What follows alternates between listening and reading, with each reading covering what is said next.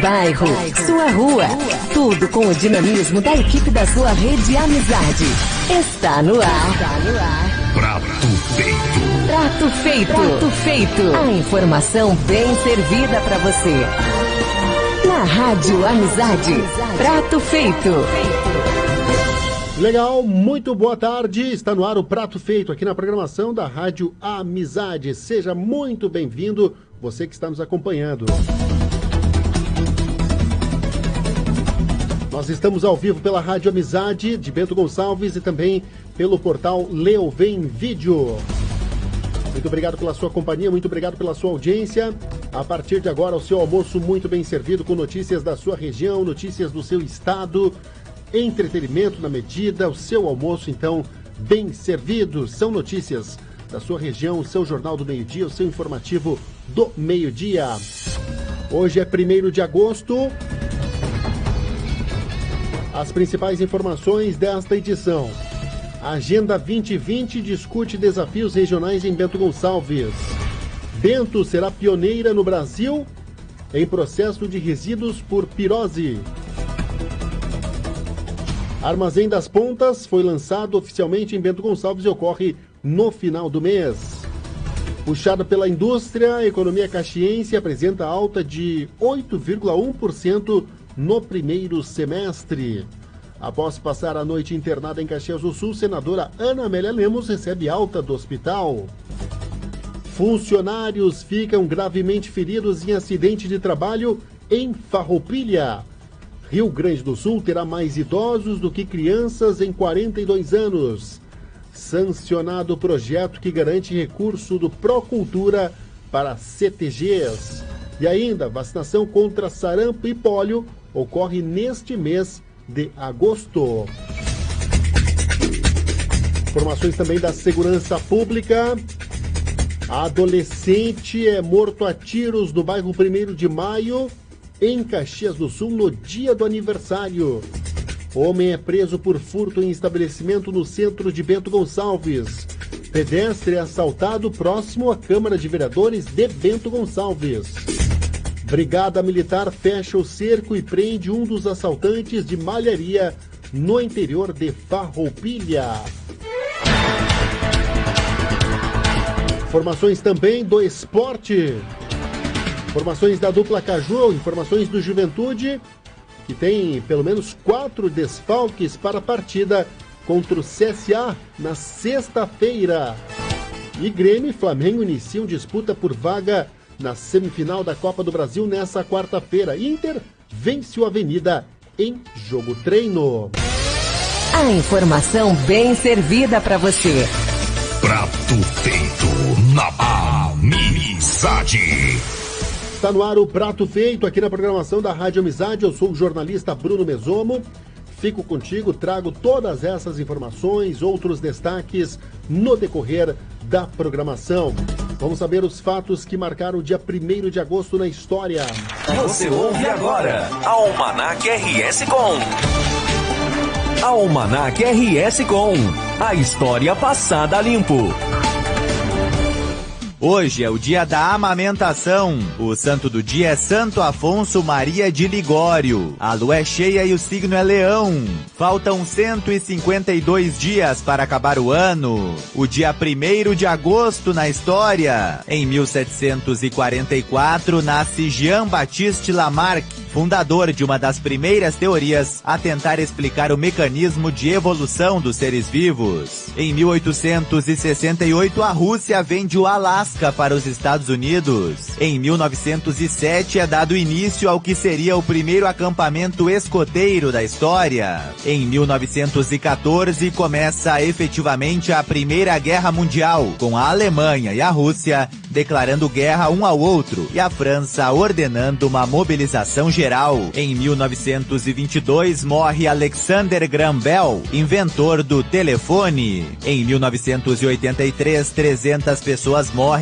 e mais de 400 ficam feridas em um terremoto registrado no sul da China. Em 1993, o Cruzeiro Real passa a ser a moeda oficial do Brasil. Em 2001, 60 pessoas morrem e 800 desaparecem devido a inundações e desabamento de terras na ilha de Nias, na Indonésia. Em 2004, ao menos 460 pessoas morrem e outras 409 ficam feridas em um incêndio num supermercado em Assunção, no Paraguai.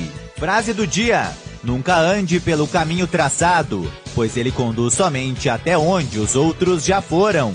Alexander Graham Bell.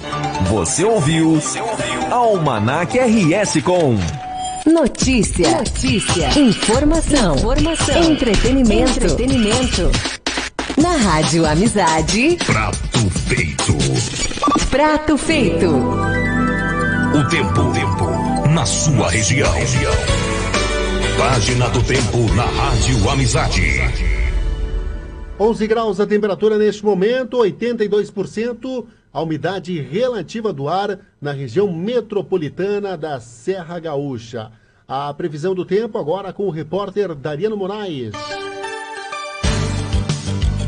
E o primeiro dia de agosto começa gelado no Rio Grande do Sul. Conforme a Metsul Meteorologia, esta quarta-feira deve ser o dia mais frio da semana, com mínimas abaixo de 5 graus na maioria das cidades e marcas próximas a 0 grau ou negativas em outras. Este quadro favorece a formação de geada em vários municípios. Em alguns locais, no amanhecer, o nevoeiro, neblina ou cobertura de nuvens baixas marcam o início desta quarta-feira. O frio mais intenso é registrado nas metades norte, sul e fronteira com o Uruguai. Esta combinação garante um tempo seco, com sol e algumas nuvens. Novamente à tarde, terá temperaturas mais amenas, mas no entardecer a temperatura cai e à noite fica mais fria. A capital terá sol em abundância e as marcas devem ficar entre 5 e 16 graus. Depois de um amanhecer com geada, Bento Gonçalves tem um dia que será de predomínio do sol, aumento de nuvens no decorrer da tarde, temperatura variável entre 4 e 14 graus, com sensação térmica de uma temperatura menor. Pelos modelos meteorológicos que se apresentam hoje, até domingo, o quadro será de sol e temperaturas mais condizentes com o inverno. Da Central de Conteúdo do Grupo RS Com, Dariano Moraes.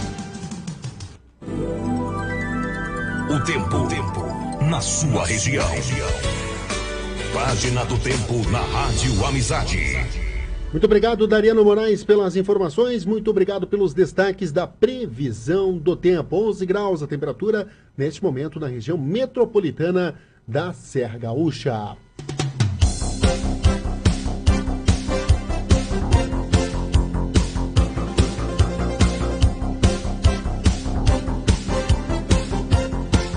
Nós estamos com o prato feito. Muito obrigado para você que já está participando conosco. No Facebook, Isabel Tonetti, em Flores da Cunha. Muito obrigado, Isabel. A Zaira de Bortoli também. Você pode participar, você que está acompanhando, pode participar, pode falar o bairro de onde você está falando, pode falar aí a cidade de onde você está acompanhando a nossa programação, que certamente nós vamos mandar um grande abraço para você. Marcela Pastor também conosco em Bento Gonçalves. Obrigado, Marcela. A Isabel, a Ana Bach, o Clemente, a Roberta Cristófilo em Flores da Cunha, a Elizabeth Andrade, obrigado, Vanderlei Siqueira também conosco, a Jocelina Luz conosco, o Júlio Dias, o Sérgio Brandão também conosco, a Andy Terres conosco também, a Caroline Santos participando aqui conosco, o Júlio Dias, mandando um grande abraço para a mãe dele, obrigado aí, Júlio Dias, participando conosco, então, a Simone Zanetti também. Você pode falar aí a cidade onde você está falando, a Clari Lemos Paim, de Caxias do Sul, ligada na nossa programação também, participando conosco do Prato Feito. Você pode aí, de uma certa forma, sugerir alguma pauta, perguntar alguma coisa, seja muito bem-vindo, fique à vontade na nossa programação.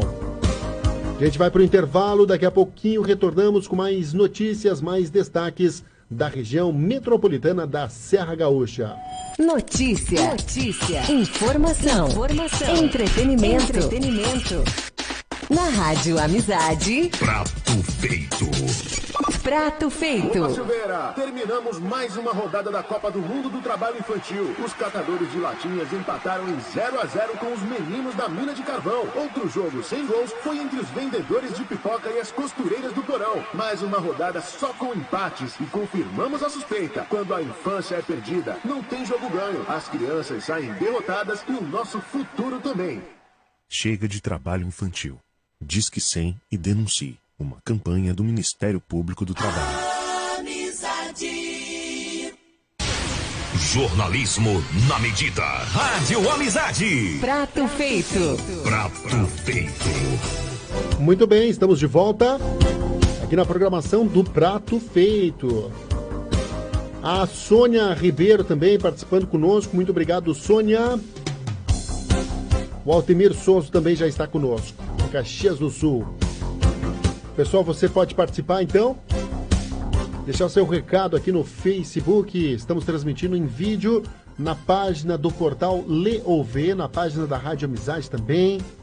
Eu sou o jornalista Bruno Mesomo, fico contigo aqui no Prato Feito, aqui na programação da Amizade. Vamos trazer uma informação agora, porque a Agenda 2020 discute desafios regionais em Bento Gonçalves. Vamos ampliar essa informação. A Agenda 2020, movimento que reúne diversos segmentos da sociedade gaúcha, chegou a Bento Gonçalves nessa terça-feira para debater os desafios regionais em busca de transformação da realidade do Rio Grande do Sul. No Salão de Eventos do Centro da Indústria, Comércio e Serviços, o SIC-BG, foram apresentados algumas tendências globais e também o panorama socioeconômico da região e do estado do Rio Grande do Sul através da Sinaleira 2020. A ferramenta é utilizada para mostrar mais de 50 indicadores, os quais estão divididos nas cores vermelho, amarelo e verde, simbolizando o que deve parar, o que deve melhorar e o que deve prosseguir, respectivamente. A partir desses dados, representantes das entidades do setor empresarial, também de universidades do poder público, devidamente credenciados,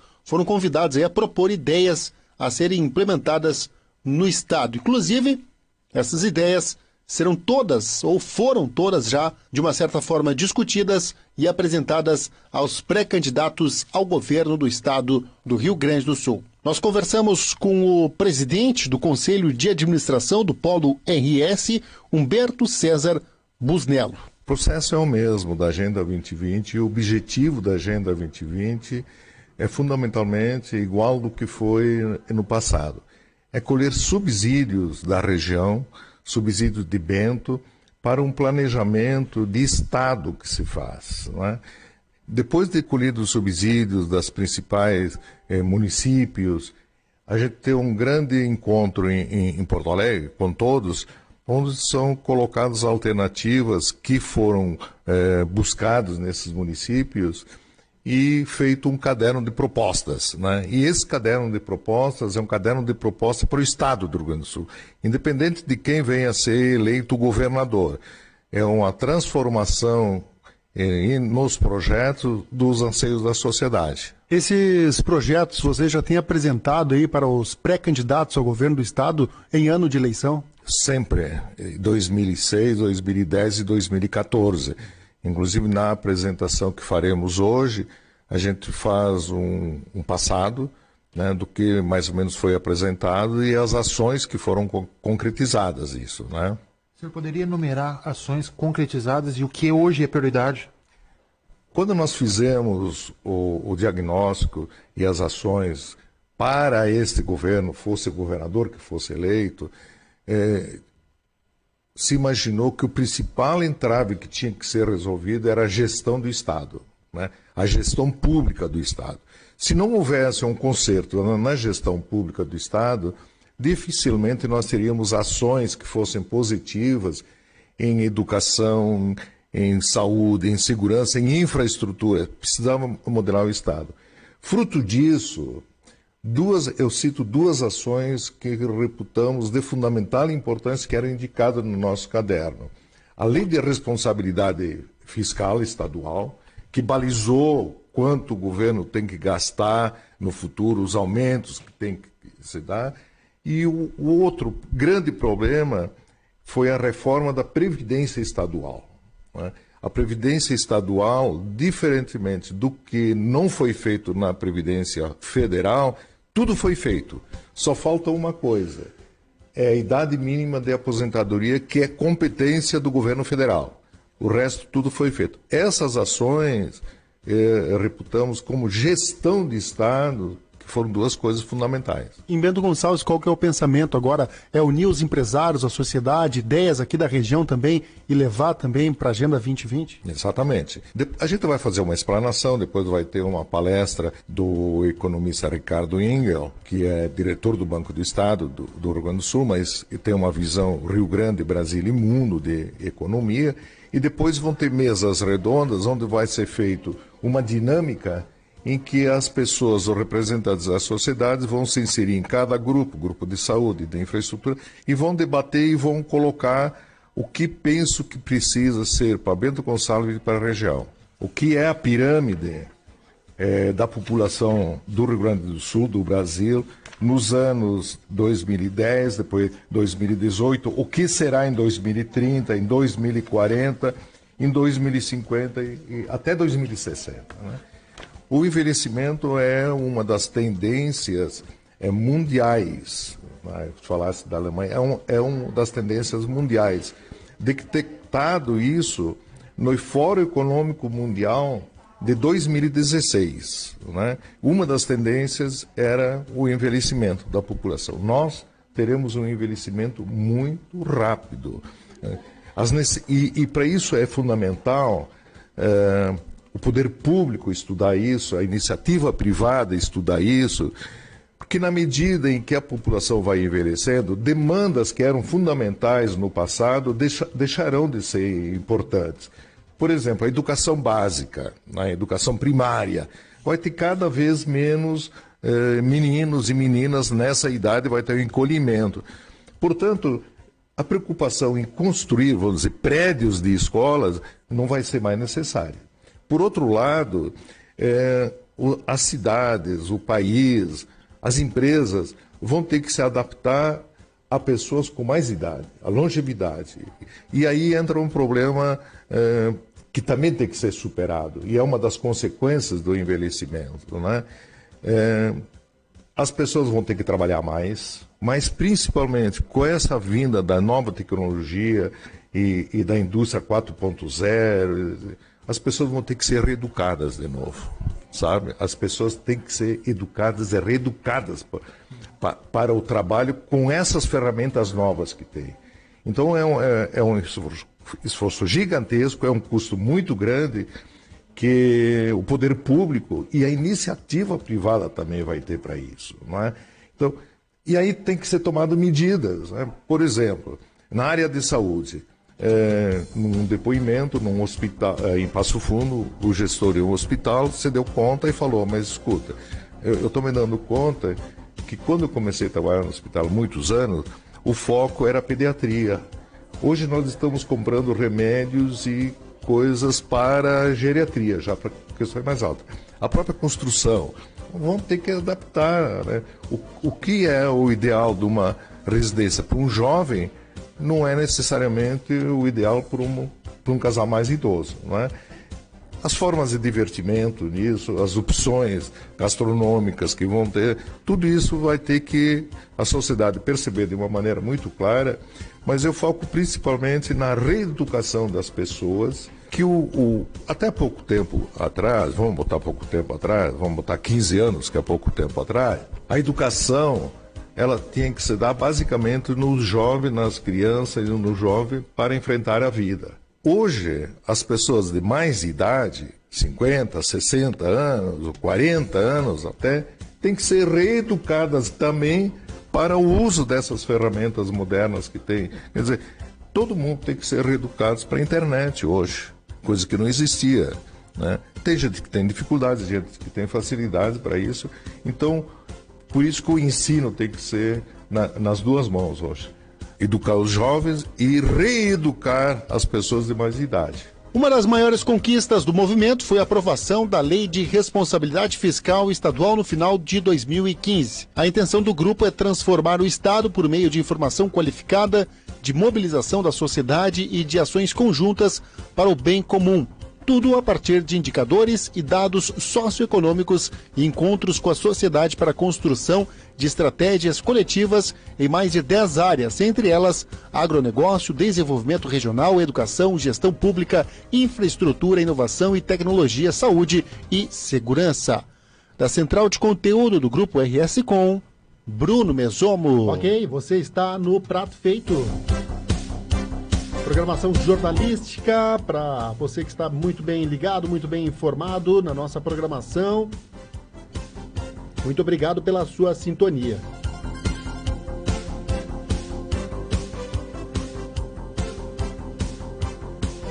Mandar um alusão aí para Aline Grussag, Caxias do Sul, também a Luciane Siqueira está conosco.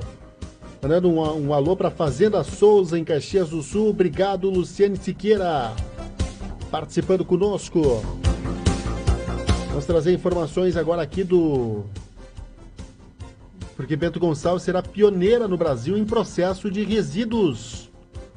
Quem tem os destaques é Dariano Moraes. O prefeito Guilherme Pazin apresentou nesta terça-feira à imprensa o projeto inédito de processamento de resíduos sólidos de Bento Gonçalves. Além do alcance ambiental e econômico, o projeto terá conexão com o setor turístico. Através da parceria público-privada, o município vai licitar empresas para concessão administrativa que farão a modernização, gestão, manutenção, otimização e geração de energia sustentável e ambientalmente correta a partir do processo de tratamento de resíduos sólidos urbanos. O sistema que será implantado em Bento Gonçalves é por pirólise, cuja decomposição dos resíduos orgânicos se dá por processo termoquímico em cilindros fechados, sem emissão de gás ou qualquer outro tipo de substância resultante do processamento. O sistema vai processar resíduos sólidos orgânicos a temperaturas que variam de 600 a 800 graus, sem utilizar oxigênio, separando automaticamente os resíduos recicláveis, como vidro, metais e outros. O prefeito Guilherme Pazin prevê que até 2019 a usina esteja em funcionamento. É um projeto que a gente trabalhou bastante. É importante também, sobre esse aspecto, tranquilizar a nossa população. A gente chama de usina porque é uma planta industrial, mas ela de forma alguma tem chaminé, não tem poluição, ela não tem queima, é um processo termoquímico. Combustão não existe porque tem a retirada do oxigênio, então não tem essa queima. Sim, uma elevação de temperatura e a quebra das moléculas de carbono, reduzindo o volume, gerando gás. Esse gás vira energia elétrica e a partir disso a gente consegue promover emprego, promover desenvolvimento social, economia, muita economia que a gente vai poder com esse extrato investir na nossa população. Foi publicado ontem então o edital, que é a última fase da nossa parceria público-privada, lembrando, é inédito, é pioneiro no país, é o primeiro ato no Brasil de uma parceria público-privada para geração de energia a partir do lixo urbano. Teremos então os 30 dias, 40 dias que a lei ela determina, nós teremos até um ano para início de operação. Bento Gonçalves produz 110 toneladas de resíduos por dia, sendo possível reciclar 24%. Atualmente, o município gasta só com o transporte dos resíduos, que é levado para o aterro sanitário de Minas do Leão, distante cerca de 180 quilômetros da cidade, R$1,9 milhão por ano. A usina tem capacidade de gerar 12.346 megawatts e o município usará parte desta produção, ou seja, 10.400 megawatts, nas repartições públicas municipais e iluminação pública, podendo conveniar o excedente com entes públicos e até instituições hospitalares. Conforme o secretário de Desenvolvimento de Bento Gonçalves, Silvio Pazin, o local para a instalação da usina é no bairro Pomarosa, onde está o transbordo dos resíduos recolhidos no município. Atualmente, 62 pessoas atuam selecionando os resíduos e serão convidadas para a inclusão no processo, com vínculo empregatício e com todos os direitos e equipamentos que o setor exige. A usina vai gerar 72 empregos diretos, podendo atrair novos cursos à cidade com olhar na pesquisa. Até para o setor turístico será gerado um roteiro que inclui visitação. Além de ser pioneiros, nós estamos tratando uma coisa com muita seriedade, que é o lixo urbano. Nem sempre a gente consegue ter essa afinidade com as modernidades, mas nós entendemos que esse era o momento exato por uma construção toda de normativas federais, por uma condição de ambiente solicitando que nós tratássemos melhor o nosso meio ambiente, e uma delas é o lixo urbano, porque ele é colocado em aterros sanitários, em lixões, em várias partes que comprometem toda a infraestrutura do meio ambiente, do ecossistema. Inclusive as questões de mananciais de águas, de terras onde tu botar que tu não pode mais utilizar, tu tens um passivo muito grande com isso. E Bento, mais uma vez, está dando um passo à frente dentro dessa possibilidade de modernização e de inovação. Secretário, aonde vai funcionar, qual é a área que vai ocupar, como é que vai se dar esse processo? A área que vai ocupar é a mesma área onde já existe o transbordo, ou seja, nós escolhemos essa área porque além dela já estar licenciada para a questão do transbordo de lixo. O entorno todo, toda a questão de mobilidade já está amparado dentro, já existe essas coisas. O que vai acontecer é uma diminuição de volume de veículos. Por quê? Porque os quatro caminhões diários pesados, com mais de 25 toneladas, que saem do transbordo, passando por 180 quilômetros de estrada para chegar até Minas do Leão, vão deixar de existir. Ou seja, nós estamos tirando 110 toneladas de lixo da rua.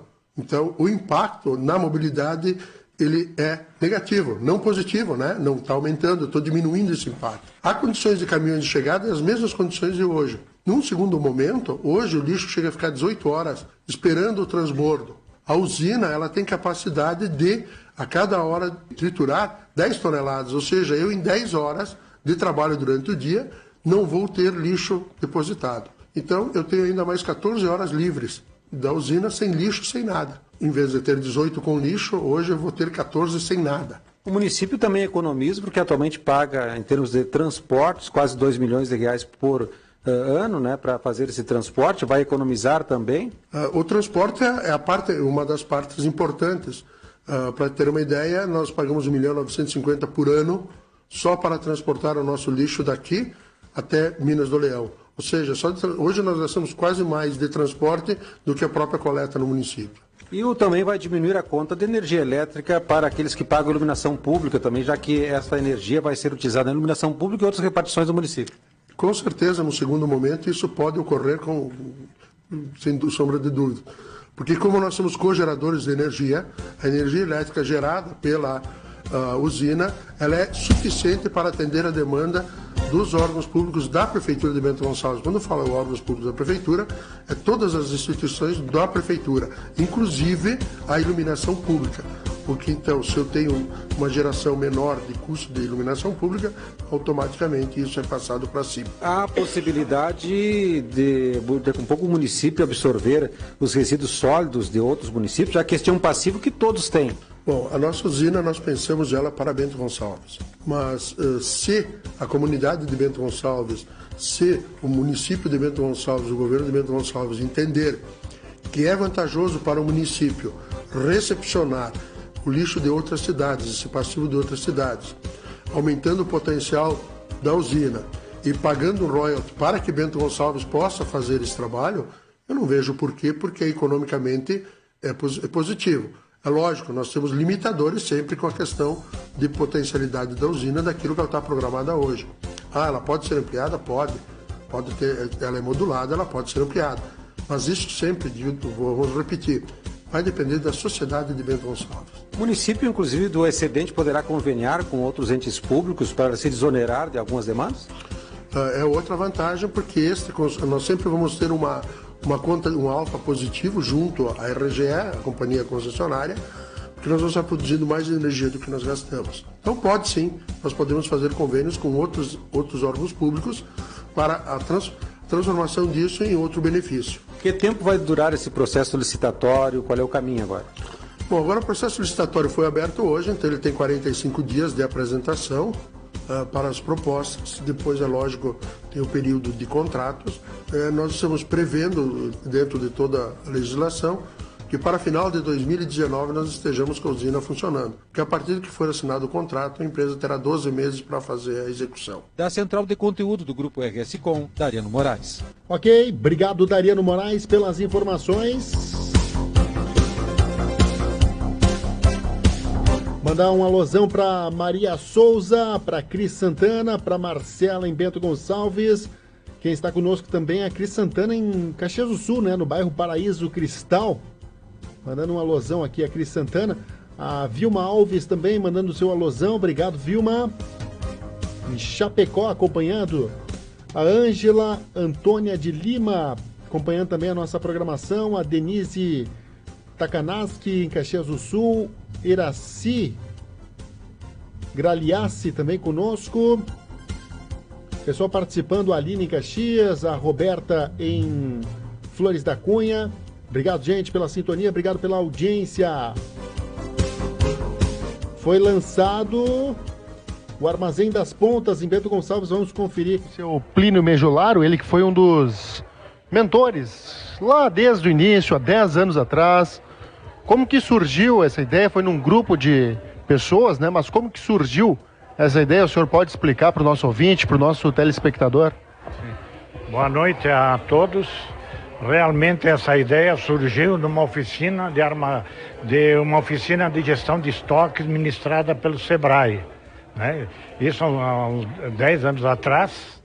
E todo o ramo de confecção, com a troca de estação, moda, eles tinham muito estoque parado, né? E surgiu essa ideia, então, de uma vez por ano, reunir todo esse pessoal para fazer, né, essa queima de estoque fora do ponto comercial, né?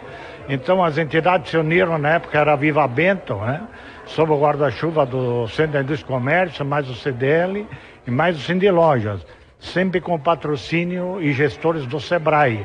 Uma ideia que deu certo, vem até hoje. Isso favorece muito o grupo do ramo mole, que é o grupo de confecção, porque você sabe que moda, né, toda hora troca. Nós temos as estações que não são constantes, né? Então sobra muitas pontas de estoque, e essa é uma boa ferramenta para fazer dinheiro desse estoque parado. Bom, esse grupo aí, há 10 anos atrás, teve essa brilhante ideia, que, como o senhor comentou, realmente deu certo, tanto que estamos chegando já na 10ª edição, mas o que chama a atenção, esse grupo aí já existia há quanto tempo? Existe até hoje? Vocês ainda se encontram espontaneamente ou seguidamente? Não, esse grupo ainda continua até hoje. Hoje se chama Ação Lojistas. Nós somos em 25 lojas, que nos reunimos quase semanalmente ou quinzenalmente, com café da manhã e uma vez cada sexta dia uma janta para todo o grupo. Sempre com palestrantes, com troca de ideias, porque hoje a evolução do comércio é constante. O nosso concorrente hoje é globalizado. Então os lojistas têm que estar a par do que acontece hoje em nossa cidade e no mundo. E hoje o nosso concorrente não é o vizinho do lado. É a internet, é a venda via computador, todas essas, né? E então o grupo está unido, está coeso e está dando certo.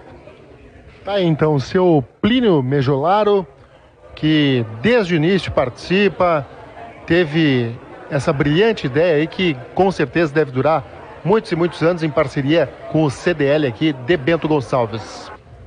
Bom, estamos aqui com o Marcos Carboni, presidente do CDL Bento Gonçalves, lançando mais uma edição do Armazém das Pontas, chegando a 10 anos, já são 10 anos de sucesso, o estoque sendo colocado à venda no bairro São Roque, né?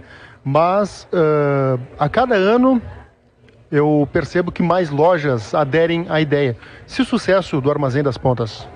Boa noite, ouvintes do Leo V, obrigado pela presença.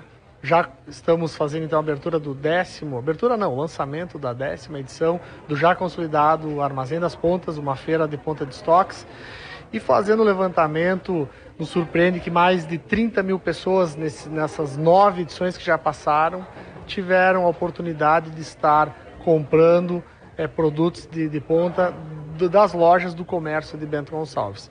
Sim, é um evento, como tu comentou, que várias lojas estão aderindo. Sim, nós temos uma limitação por fazer no espaço do São Roque, da igreja de São Roque, na comunidade. Então nós temos um espaço limitado a 30 lojas e a ideia é essa. É um evento de 3 dias com espaço limitado para no máximo 30 lojas.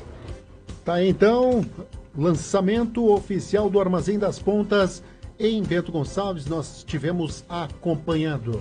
Nós estamos com o prato feito aqui na programação da Rádio Amizade, também para você que está nos acompanhando no Facebook, através de imagens. Muito obrigado, Marise Machado, está conosco, já deixando seu alô aqui também. O Joel Silva, no bairro Nova Serrana. Obrigado, Joel Silva. A Silvia Maria Zavalha também participando aqui conosco, em IP. Joel Silva, obrigado mais uma vez. A gente segue com informações aqui da região da Serra Gaúcha, puxada pela indústria. Economia caxiense apresenta alta de 8,1% no primeiro semestre. Ricardo de Souza tem a informação. Após sofrer com a greve dos caminhoneiros no mês de maio, a economia de Caxias do Sul cresceu 5,1% em junho, fechando o primeiro semestre com uma alta de 8%.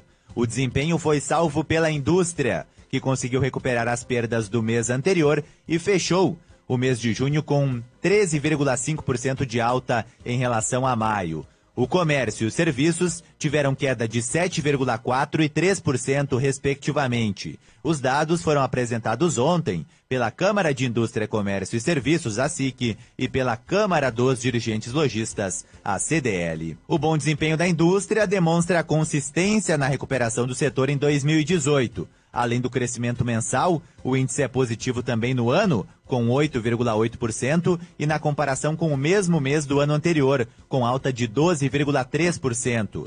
No caminho inverso, o comércio voltou a apresentar um índice negativo. Só as vendas de automóveis, por exemplo, caíram 25% em junho deste ano em relação ao mês anterior. Na comparação geral com o junho do ano passado, o desempenho do comércio foi 17% menor.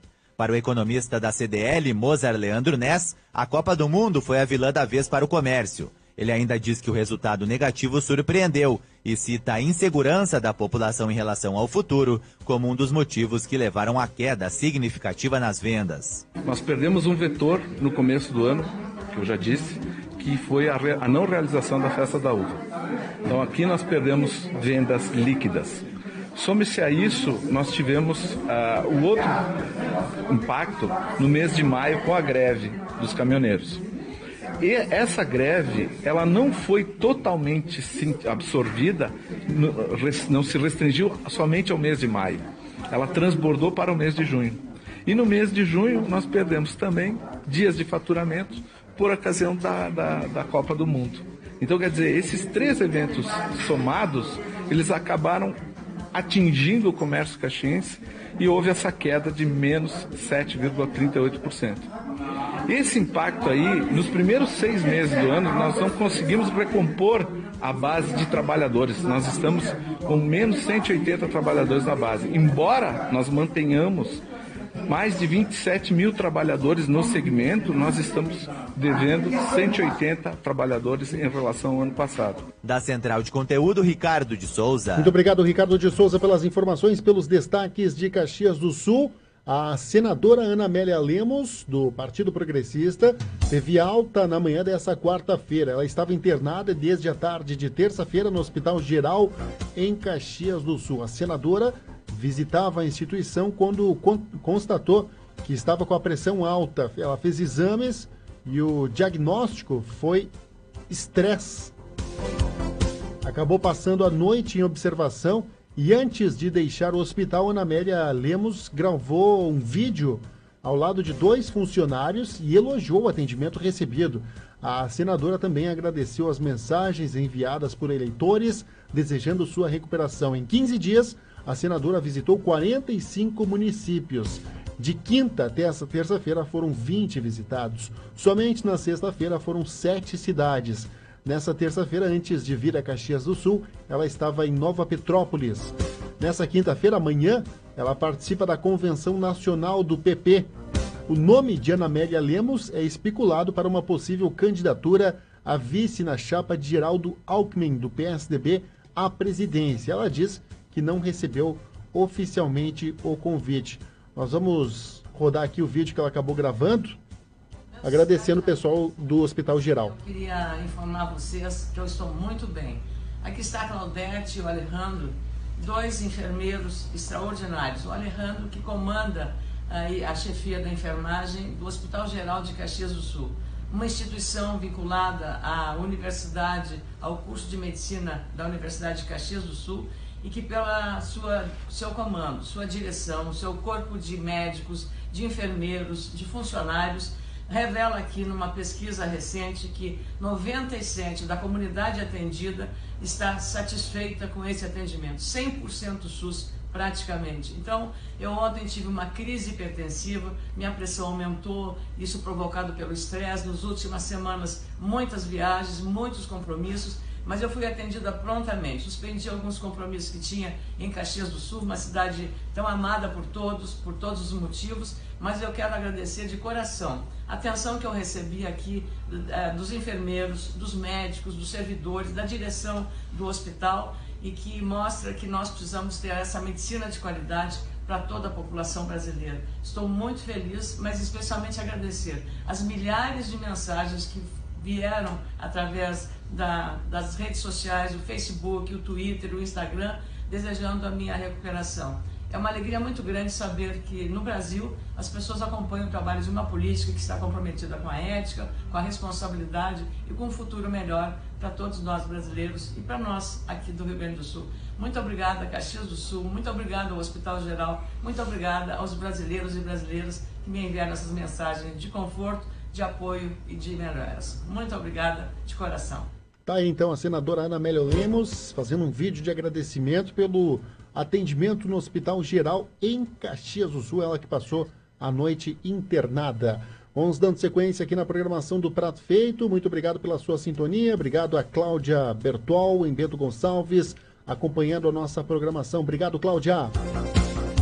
Funcionários ficam gravemente feridos em acidente de trabalho em Farroupilha. Emílio Nunes. 2 funcionários de uma empresa galvanizadora na linha Palmeiro, interior de Farroupilha, ficaram gravemente feridos em um acidente de trabalho na segunda-feira, dia 30. De acordo com um comunicado emitido pelo Sindicato dos Metalúrgicos, os trabalhadores foram vítimas de uma explosão no setor de galvanização.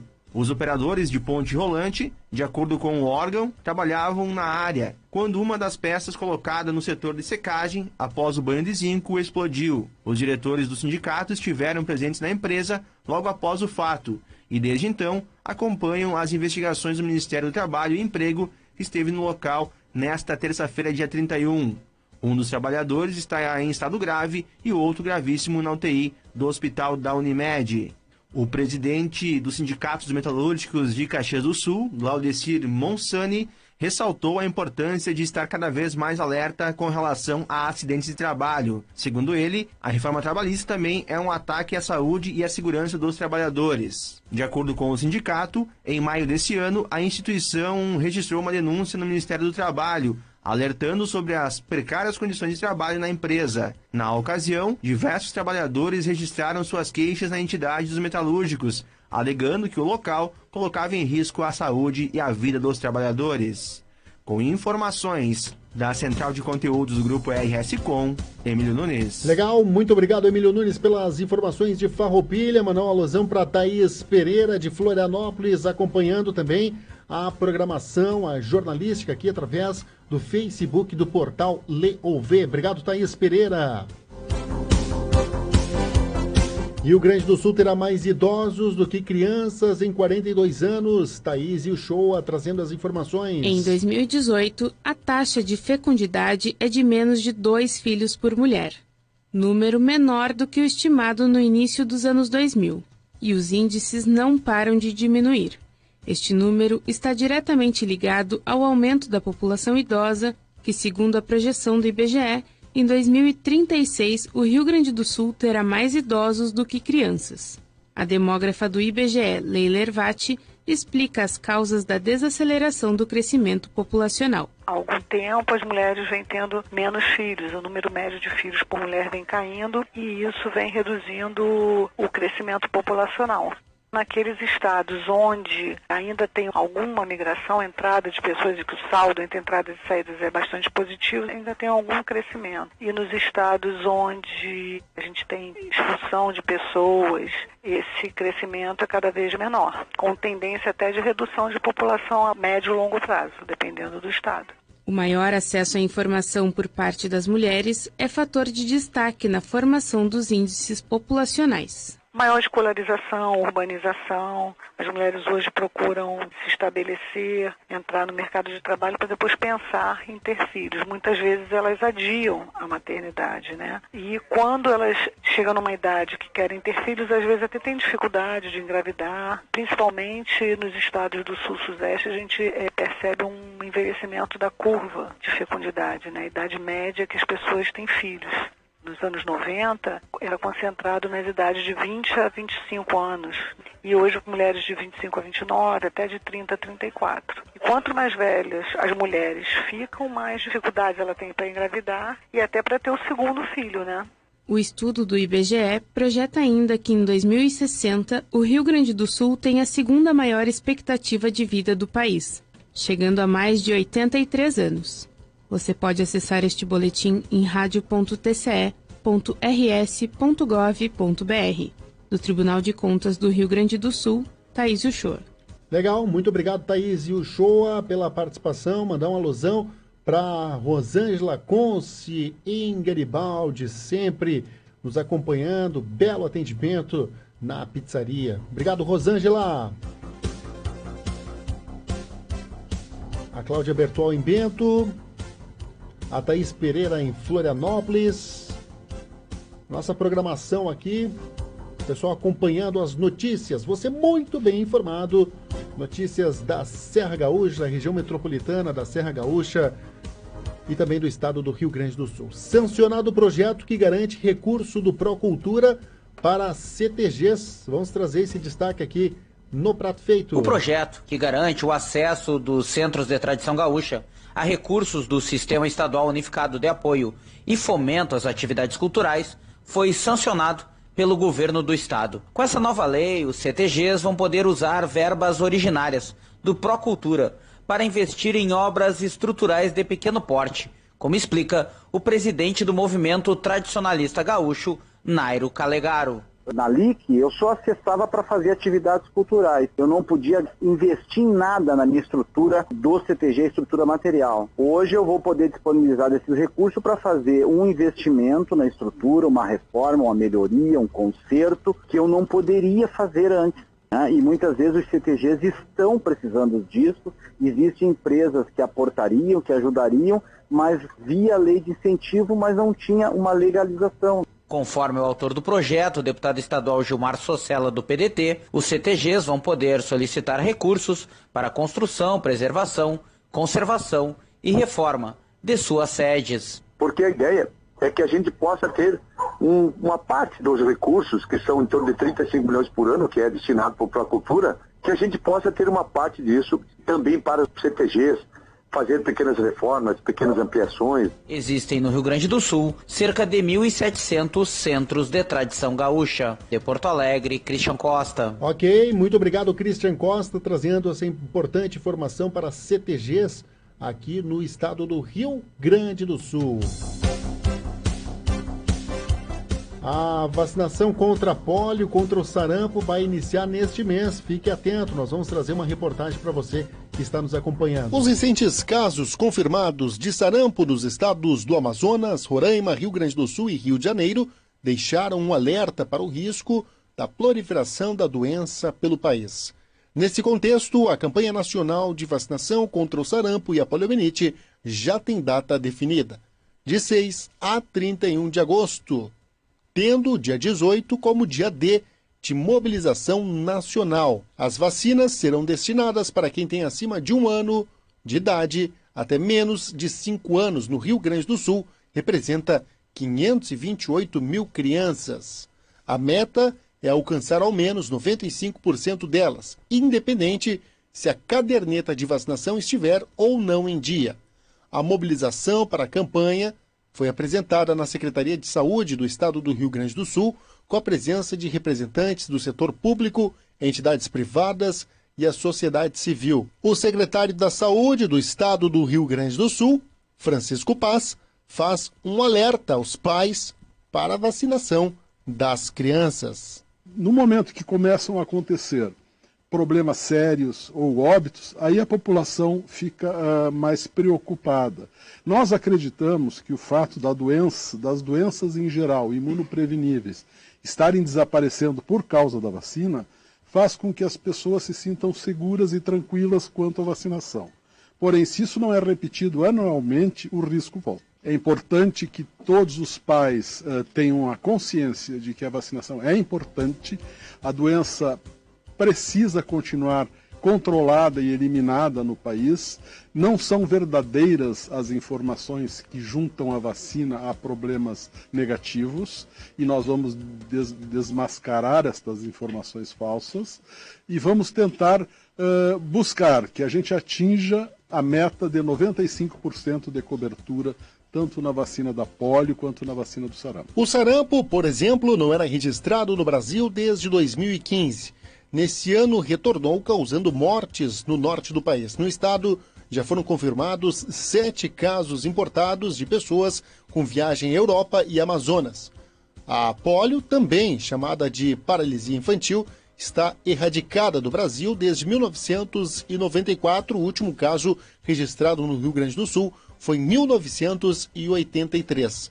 A vacina tríplice viral, que protege contra o sarampo, cachumba e rubéola, teve cobertura de 90,5% na primeira dose, aos 12 meses de idade, em 2016, e 78% em 2017. A segunda dose, dada como tetraviral, que inclui ainda a varicela, aos 15 meses de idade, registrou cobertura de 87% em 2016 e 58,7% no ano passado. A vacina da polio também apresentou cobertura abaixo de 90% nos últimos 3 anos, 89% em 2015, 84% em 2016 e 81% no ano passado, dados do estado do Rio Grande do Sul. Da Central de Conteúdo do Grupo RS Com, Bruno Mesomo. Ok, as informações jornalísticas aqui do Prato Feito, Rádio Amizade, Portal Leo V.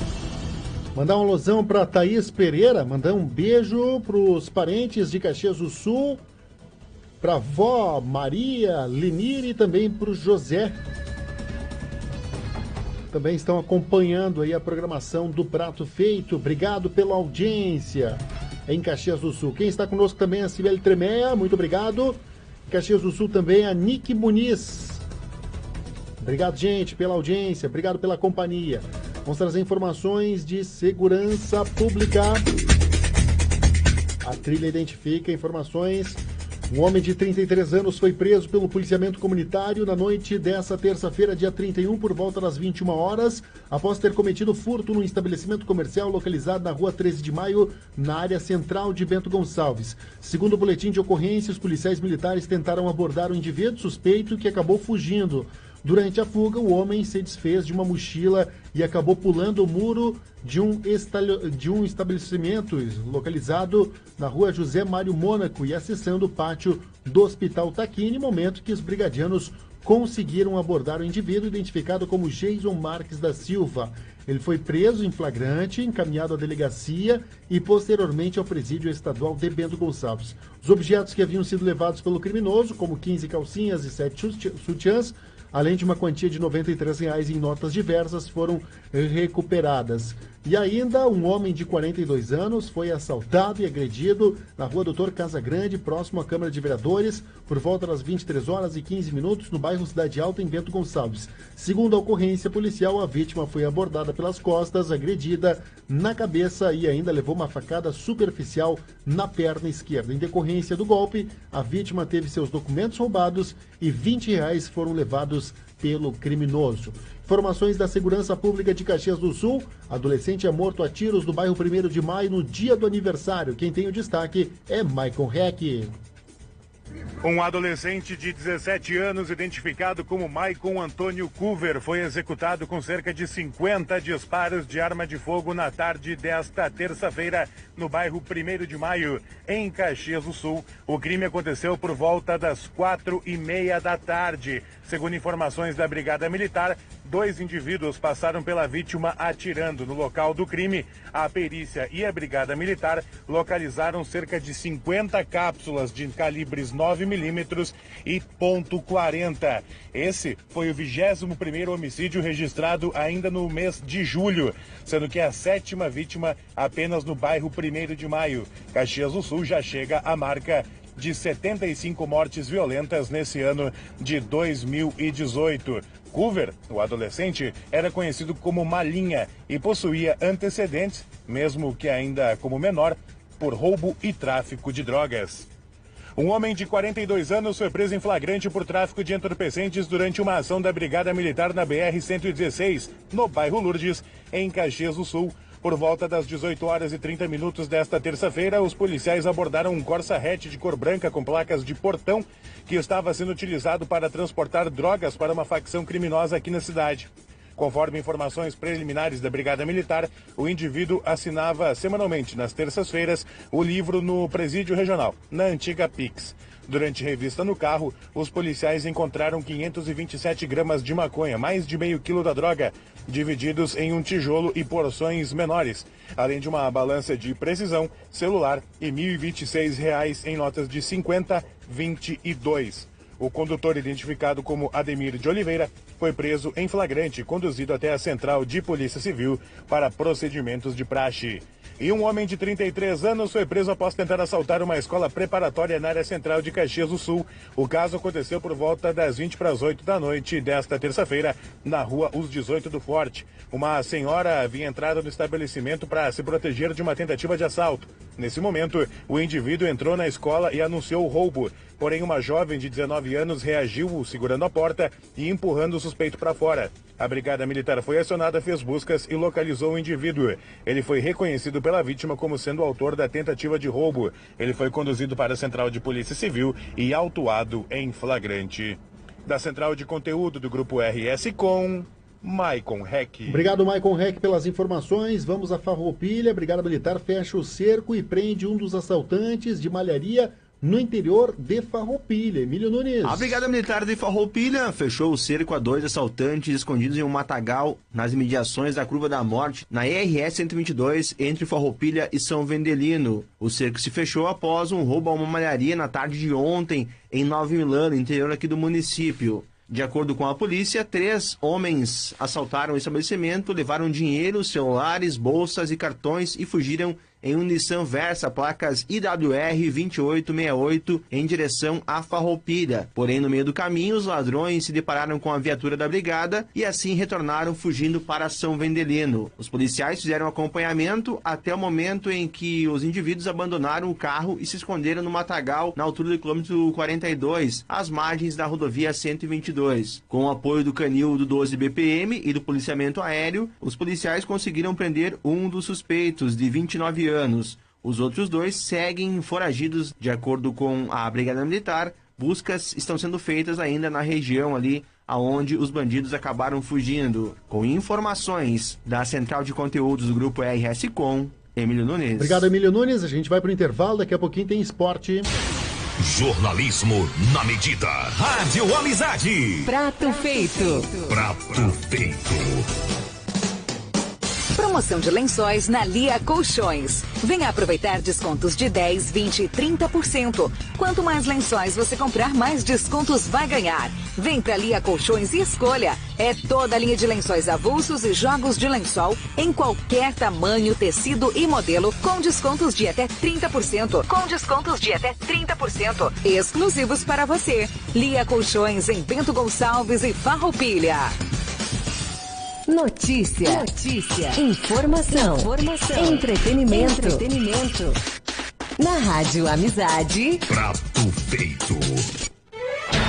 Muito bem, estamos de volta com o Prato Feito. Vamos trazer informações da dupla Caju aqui na programação da Rádio Amizade. Ricardo Gatelli. O Juventude vai ter mudanças na equipe titular para o jogo de sexta-feira diante do CSA, vice-líder da Série B. Além do goleiro Matheus Cavicchioli, Jair e Felipe Mattioni, que vão cumprir suspensão na próxima rodada, o meia Leandro Lima foi preservado do treino de ontem e pode desfalcar o Verdão.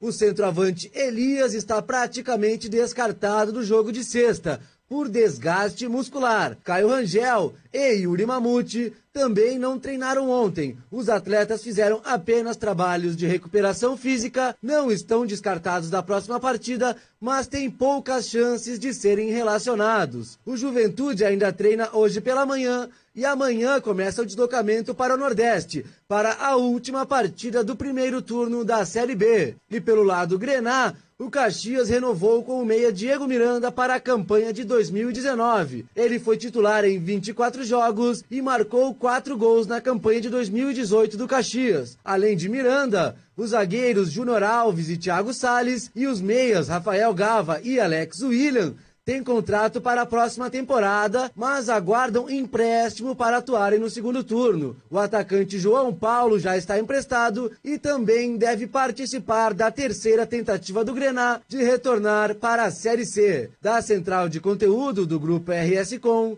Ricardo Gatelli. Obrigado, Ricardo Gatelli. Informações agora da dupla Grenal. Vamos com o Ricardo de Souza agora. O Grêmio enfrenta o Flamengo a partir das 21h45 desta quarta-feira no jogo de ida da Copa do Brasil, quartas de final da competição. O tricolor tem força máxima e deve ter em campo Marcelo Groi, Léo Moura, Jeromel, Kahneman e Bruno Cortez, Maicon, Cícero, Ramiro, Luan e Everton, com André ou Jael no ataque. Essa a única dúvida do técnico Renato Portaluppi, que só deve divulgar a escalação minutos antes da partida. Expectativa de 40 mil torcedores na arena hoje para o confronto que promete trazer fortes emoções. Já o Flamengo vem com Diego Alves, Rondinei, Hever, Léo Duarte e René, Cuejar, Lucas Paquetá, Diego e Everton Ribeiro, Marlos Moreno e Uribe, sem Guerreiro e com Vitinho, contratação realizada no último domingo pela equipe carioca no banco de reservas. Já o Inter enfrentou a Avenida ontem em um jogo-treino no CT Parque Gigante, terminou com um placar de 5-0 para o Colorado, com destaque para Jonathan Alves marcando gol e Sarrafiore dando uma assistência ao argentino que teve seu primeiro treino mais forte, seu primeiro teste com o grupo principal do Colorado. Da Central de Conteúdo, Ricardo de Souza. Ok, muito obrigado, Ricardo de Souza, pelas informações da dupla Grenal. Nós vamos conferir uma coletiva do Marcelo Groi. Daqui a pouquinho tem o programa Sem Nome aqui na programação da Rádio Amizade. Como é que se constrói, Marcelo, se possível, uma vantagem num confronto contra um adversário do calibre do Flamengo? Vai ser um grande jogo, né? Duas grandes equipes, grandes times, e tenho certeza que vai ser um grande jogo. Acho que encarar esse jogo com tranquilidade, fazer aquilo que a gente tem feito, né, durante a temporada, né? O jogo do São Paulo nos serviu de parâmetro, né, porque apesar de a gente sair atrás do placar, a gente manteve a organização, a postura da equipe foi muito boa nesse sentido, né, e a gente conseguiu naturalmente, né, criar a situação dos 2 gols e construir a vitória, né. Não houve nenhum momento de desespero, e a gente sabe que a equipe do Flamengo é uma boa equipe, uma grande equipe, grandes jogadores, né, e vai ser um duelo aberto aí, e se Deus quiser a gente vai fazer um grande jogo. Marcelo, queria que tu falasse um pouquinho da importância de ter todos os jogadores à disposição. O planejamento do Grêmio parece bem claro, preservando alguns atletas no Campeonato Brasileiro, e agora está todo mundo de volta. Léo Moura, Bruno Cortez, o próprio Everton, que ficou de fora de algumas atividades. Qual a importância disso para construir um resultado positivo aqui na Arena? Importantíssimo, né? Mais opções para o professor Renato, né? Quanto mais gente a gente tiver à disposição, né? Facilita a vida do treinador, e a gente sabe que jogo desse porte é decidido nos detalhes. Então às vezes uma mudança, né, uma situação ali, uma mudança tática, alguma situação de troca de jogador, às vezes faz muita diferença, e então é bom ter todo mundo. Parabéns ao departamento médico, né? Bom, tá aí então o Marcelo Groi falando aqui na programação da Rádio Amizade. O Prato Feito retorna amanhã ao meio-dia. Fique ligado conosco, vem aí o Sem Nome. Jornalismo na medida.